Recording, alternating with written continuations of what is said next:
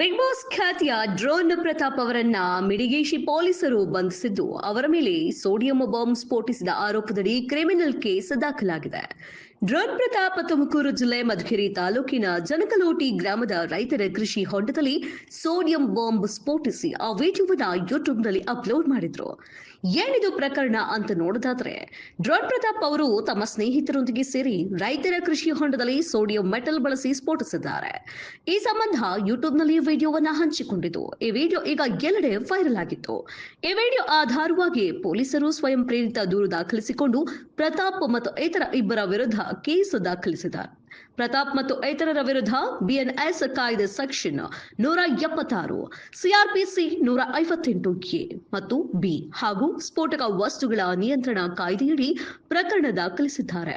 ಬೆಂಗಳೂರಿನಲ್ಲಿ ತಲೆಮರೆಸಿಕೊಂಡಿದ್ದ ಡ್ರೋನ್ ಪ್ರತಾಪ್ ಅವರನ್ನ ಮಧುಗಿರಿ ತಾಲೂಕಿನ ಮಿಡಿಗೇಶಿ ಪೊಲೀಸರು ಬಂಧಿಸಿದ್ದಾರೆ. ಪ್ರತಾಪ್ ಅವರನ್ನು ಮಿಡಿಗೇಶಿ ಪೊಲೀಸ್ ಠಾಣೆಗೆ ಕರೆತಂದು ವಿಚಾರಣೆಯನ್ನ ನಡೆಸಲಾಗುತ್ತಿದೆ.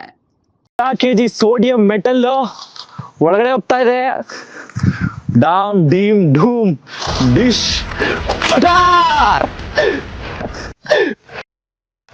ನೋಡ್ತಾ ಇರ್ಬೋದು, ಒಳಗಡೆ ಹೋಯ್ತು.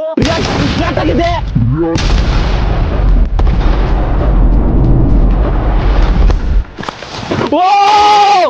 ಓ ಮೈ ಗಾಡ್, ನೋಡ್ಬೋದು ಫುಲ್ ಬಾಂಬ್ ಬ್ಲಾಸ್ಟ್.